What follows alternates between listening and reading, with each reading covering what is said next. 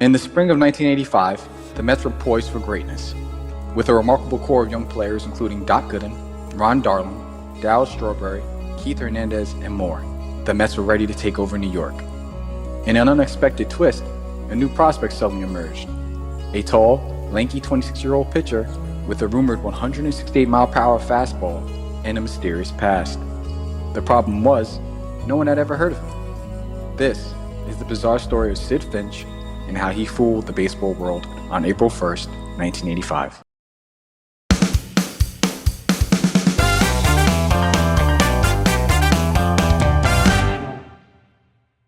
Hi, this is Jay Horwitz with a very special edition of the Amazing Mets Alumni podcast. I'm really thrilled to have Joe Berton, a.k.a. Sid Finch, and Layne Stewart, the photographer from Sports Illustrated, help shoot the pictures. Guys, let me first of all welcome Joe and Layne. Pleasure to be here. Did you ever think 36 years later we'd be celebrating Sid Finch's anniversary? Joe, I'll start with you. Well, I'm still surprised. I usually have a quiet bet with my wife as we get closer to April 1st. Who's going to be calling? Is it going to be a radio show, a TV show, some kind of reporter working on something? But every year we get some interest returning on it. So it's been fun. But yeah, I don't think we ever thought it would have that many legs to the story. How about you, Layne? I thought it would be dead about 3 days after the issue date. When you're part of a magazine that's a weekly, a week is a long time, and for this thing to have lived, from one issue to the next, surprised me, and that it, seemed to last. Seems like forever. And, Joe being in Chicago and with Chicago having a particular interest in this story, it really lived for him. I kind of went on to other assignments and, just moved on. But Joe became a celebrity in Chicago. It was, for a while there, it was funny to walk down the sidewalk with him. People would recognize him. And, So let me tell you how it started from my end. We go back to like February of 1985. I get called into Frank Cashin's office. He was a GM at the time. And I'm sitting there with the late Gene Cohn, who was his assistant. He says, "Jay, how's your sense of humor?" I said, "Well, pretty good, Frank, I think. Well, we got a project for you."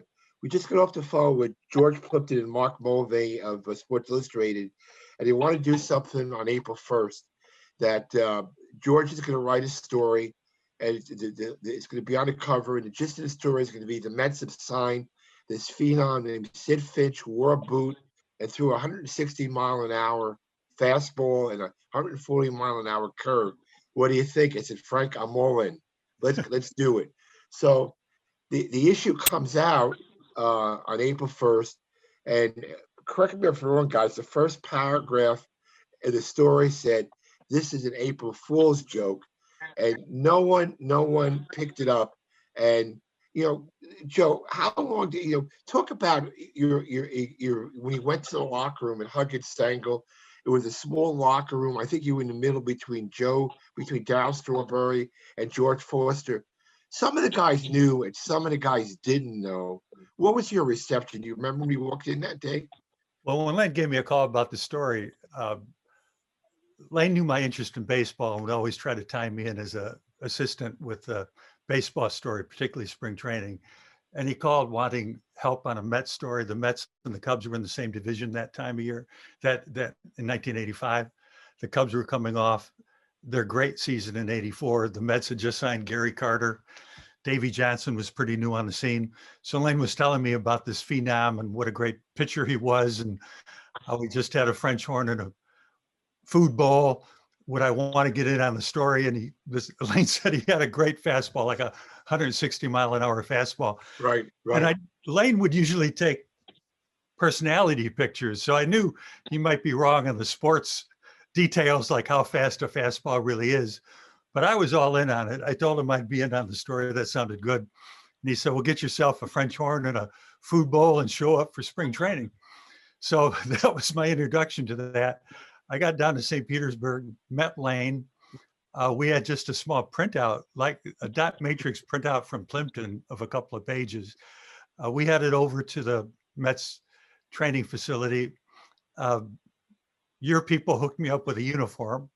I wanted a number that was not on the roster, and 21 had a magical quality to it, so we picked 21. And then we started walking around. And Layne, that first day, I remember getting onto the field with the real players, and here's Davey Johnson and Bobby Valentine walking the team around first base to second base, giving us almost little league details about how to lead, how to lead off a base, how not to. And I'm thinking, well, welcome to the big leagues. And I'm trying to keep my distance. I'm in full uniform. And I look back to Layne, and Layne's edging me, motioning with a hand, get closer, get in with the players, get in there with those guys. And I'm trying to without being too obnoxious about it. But Layne, you were pretty encouraging about getting me to do silly things. Layne, how did it start from your end? Can you tell from the SIN, how did they approach you with this? Well, it was basically like any other story. I did a lot of feature work and a lot of odd stories. My daily routine was not doing sideline and game action.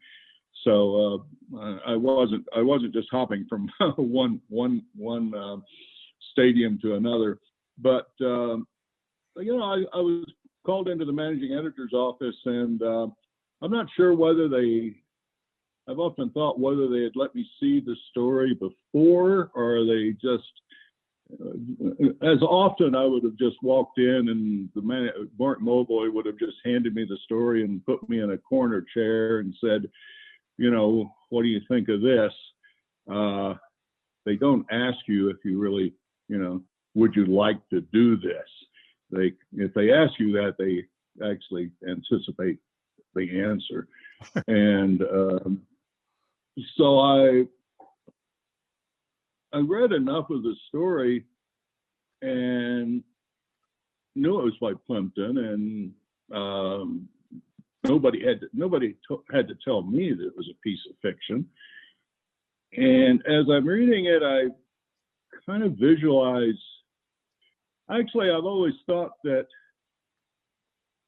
Joe and I were really good longtime friends. We had, his brother and I and my wife had gone to Egypt together, and we had known each other for years and ran around together. And I'm reading this, and I actually think I thought Joe Berton could be Sid Finch's brother. That just took another route. That was just kind of like, I just saw Joe as Sid, and the fact that Joe was a rabid Cubs fan, I just saw him automatically. And some of the people in the office had said, "Oh, well, you're going to have to get a model to do this," and I think I was still in Mulvoy's office when I said, no, I got the guy. There was no question in my mind that Joe would jump at the chance to be part of this and contribute, so much to it. It was also the kind of story that, Sports Illustrated, we did not do fiction.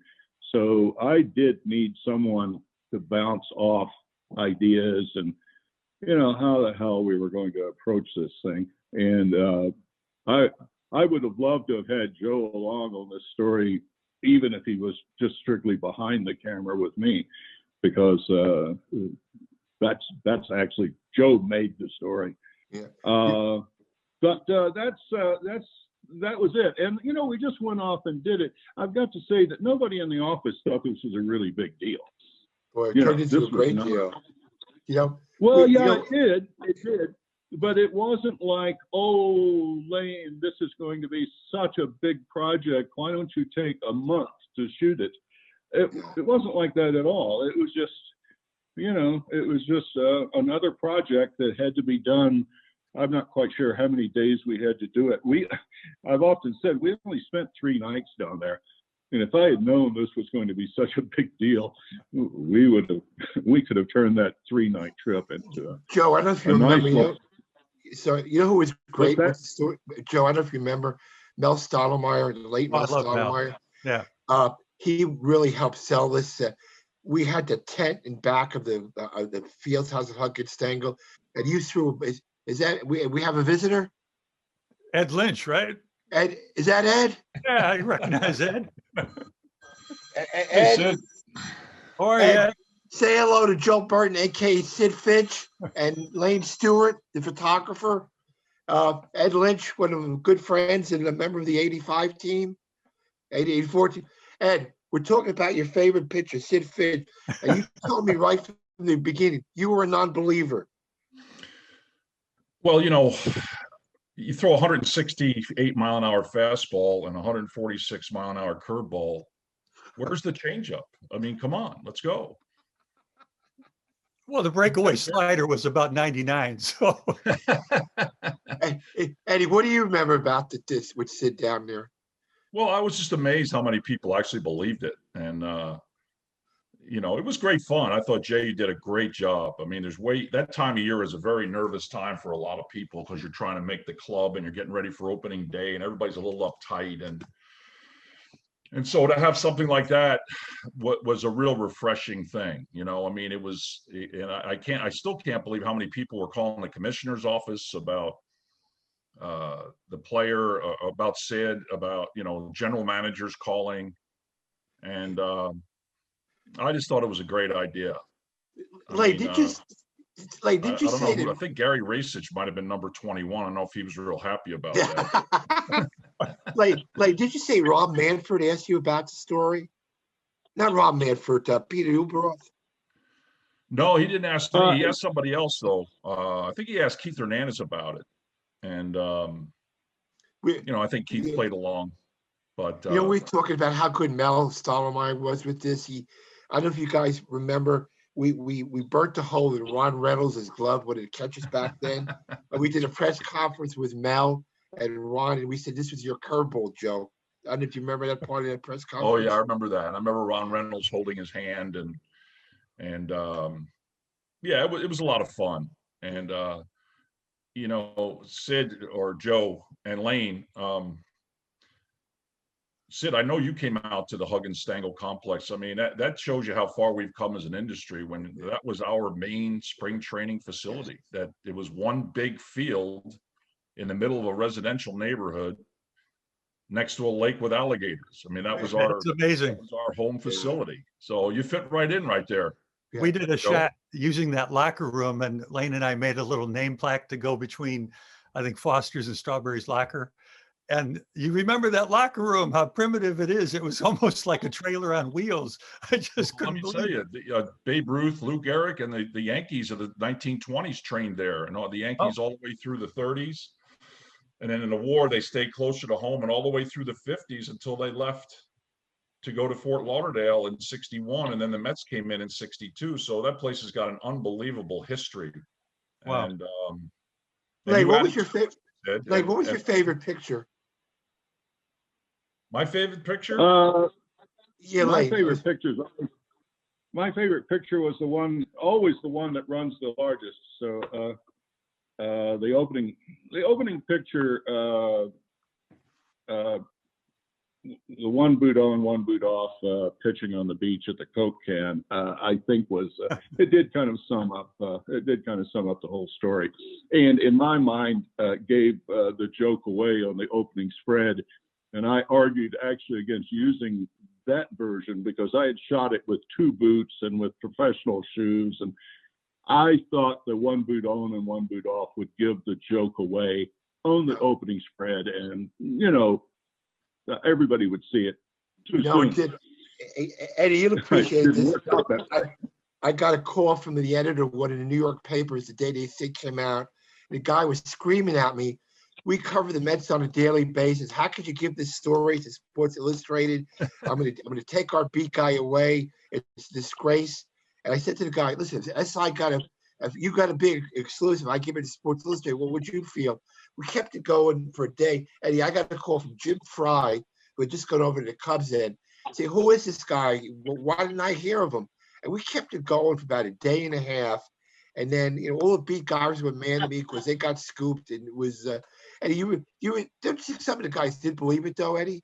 Oh yeah, there were a couple players that believed it, and non-pitchers obviously because they don't understand those numbers. Those numbers are. I mean, you have to throw out of a flying airplane to throw 168 mile an hour heater and 146 mile an hour breaking ball. But yeah, I mean, there were guys. And, it was a different age then, it was a very innocent time information wise. I mean, you remember running to get the newspaper in the morning to find out what happened, the box scores and all that. And it'd be tough to pull this off in today's environment with the bloggers and the social media and the instant access to information globally. I mean, it was a much more innocent time, certainly information wise. And I think that's why it worked. And I thought it came out great, Jay.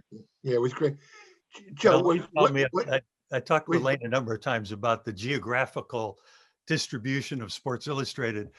Like Monday and Tuesday, it seemed to be in New York. I didn't get the magazine in Chicago until Wednesday or Thursday. And the West Coast got it about Thursday and Friday. So even though the media explosion, it was a geographical progression instead of, like you say, and now it would be just 10 minutes, it would be all over. Oh, yeah, absolutely. But yeah, I think, no offense, Joe, but you got some really ugly feet. That left foot in that picture, man. That looks like a claw of some prehistoric bird that's going to kill somebody. But as Layne knows, I asked the magazine to give me copies of the letters to the editor they got, which I think generated 3,000 letters. So, and you had to write a letter at that time, not just email. You had to actually write.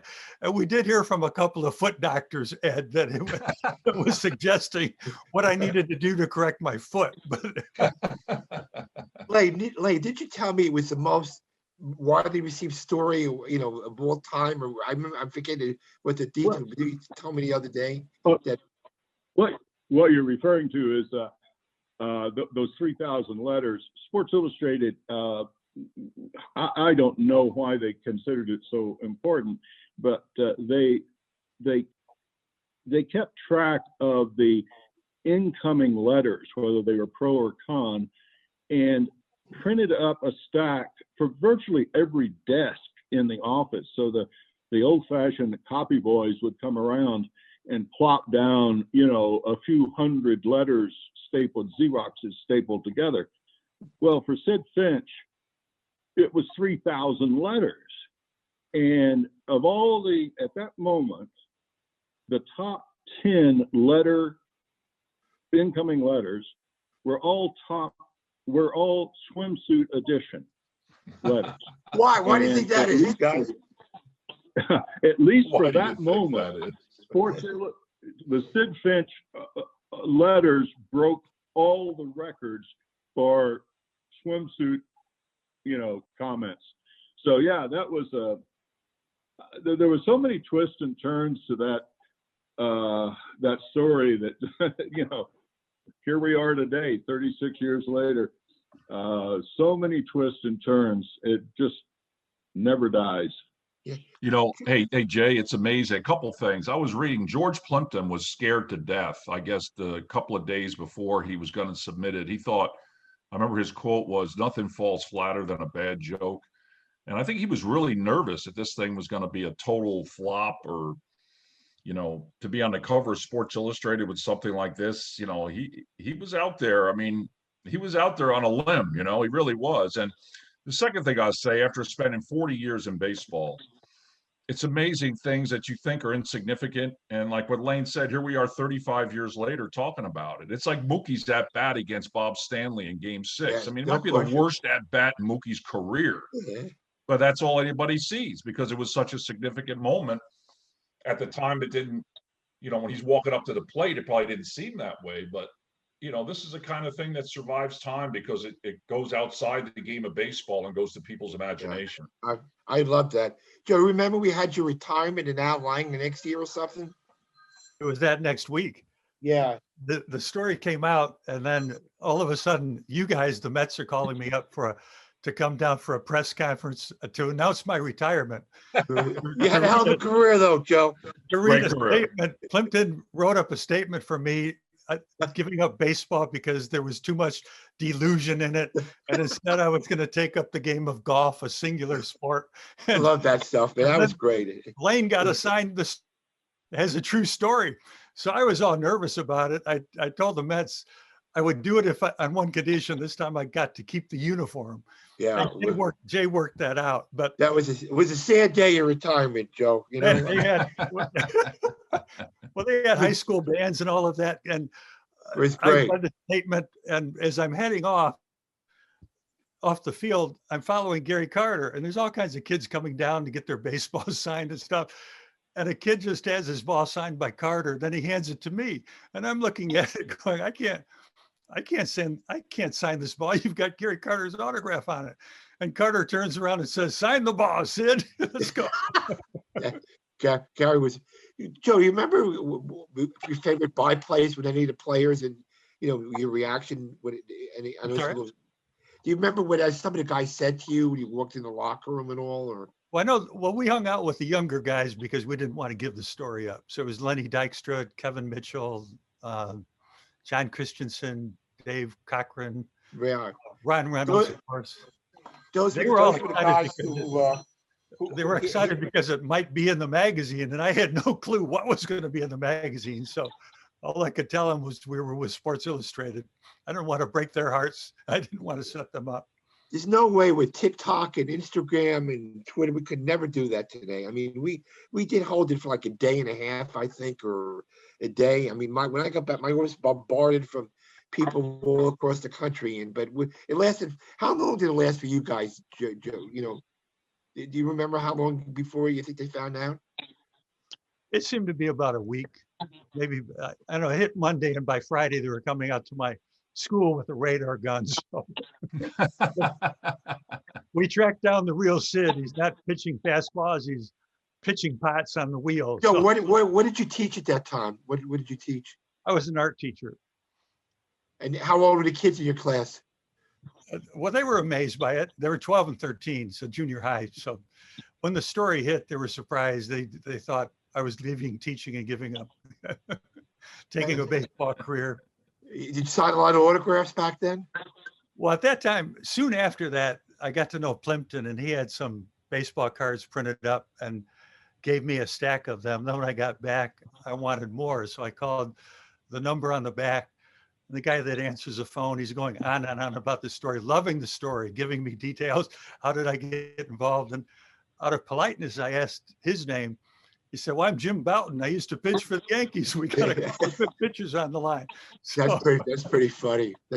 Hey, Eddie, tell the people, Frank Cashin he was kind of a stoic guy. And when we first did this, to me, he was the last guy to want to get involved with something like this. He wasn't, an old-fashioned newspaper guy. I mean, am I wrong remembering him, Frank, like that? I mean, that's why I was kind of shocked a little bit. He would want to get involved with something like this. Yeah, all these years, Jay, I thought it was your idea. I can't take credit for that. But let me finish. All these years, I was like, how on earth did Jay talk Frank Cashin into this? This is so unlike Frank. But then when he told me it came from the commissioner, then I understood better why. And plus Frank, Frank had probably a lot in common with George Plimpton in terms of where they grew up and their education and things of that nature. So. I remember Frank Gene Cohn typed up the release for me. We handed it out before the story came out. Everybody thought it was crazy, and when we saw the article, I remember how mad the beat writers were. That's Jack Lang, some of the old-fashioned guys were really ticked off that they didn't get the story. I mean, it was great. It was great. Like you said, Eddie, you couldn't do this today, right? Eddie's been the former general manager. When you went to Cubs, did anybody ever come to you with anything like this, or said anything similar at all? No, nothing like that. I mean, no, nothing something this big. I mean, this well planned. We play jokes on players, like players were always getting cops to pull over other players as they're coming out of Wrigley Field and put the cuffs on, ha ha ha, all that stuff. But nothing like this. I mean, this is unprecedented. April 1st, cover of Sports Illustrated, George Plimpton, in the largest market in the world, in one of the largest markets in the world, and on a really good team. I mean, this will never be matched again for all the reasons that you talked about, Jay. Yeah. I can't think of another. Does anybody think of another joke similar to any of the sports? To me, it's probably the best baseball prank ever. I mean, I can't think of anything. Well, ironically, Jay, is the paper lion. Remember that with George Plimpton, where he actually put on a uniform and got on the field. I'm surprised he didn't get killed. But that's the only thing I can think of. Is that Joe? You think of anything in your careers? Anything that would rival this? No, but I think when Layne was covering us for that farewell press conference, it was April Fool's. It was actually April Fool's, and Layne said, "I don't care what you say. Tell them whatever you want." So I hear the story. So at that time, we had a lot of reporters that wanted the background information of the story. So they were asking how Layne and I met, and I was just making things up that we met doing a camel ride from Riyadh to Jeddah on the way in Saudi Arabia, camel race. The reporters were asking, "How do you spell Jeddah?" and all of this. So, like I said, I've been with the Mets a long time, and Eddie has been a baseball a long time. And to me, this is one of my 1, 2, 3 highlights. Is we had a night, we had fun. We didn't hurt anybody. It was a fun thing to do, and it was a great thing to be part of. Like every April 1st, I think you guys will be getting calls and keep doing the same thing. You know what? I just want to thank you, Joe. Thank you, Layne.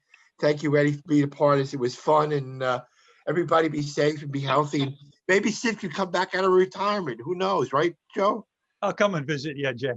Yeah, well, everybody be ready for a trip. I'm ready for a trip to Florida. I'll make it longer this time.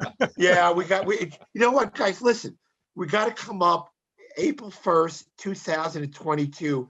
We got to come up with something else. We can put your collective heads together. Something else. We got to come up with some other thing, and we see how good it would be if we could fool the people again for one more day. Let's put our collective heads together and see what we can come up with. I'm sure we can. Let's talk during the year and see what we come up with, guys. Again, Sounds thank good. you, Layne. Why not? Okay, Eddie. Sid could buy the Mets. What's that? Next year, Sid Finch could buy the Mets. Well, that might not be. It's some people on this call. That might not be a great idea. No, that would not be a great idea. Maybe we'll come up with another idea. But hey, guys, Steve and Devin, thank you for it was fun, guys. It's good to talk about the past and a good time. Eddie, thank you for your time as always. All right, Joe, Jay. Layne, Anytime. be well, guys. Huh? All right, take care. Bye-bye. Yeah. Devin, are you good? To see you.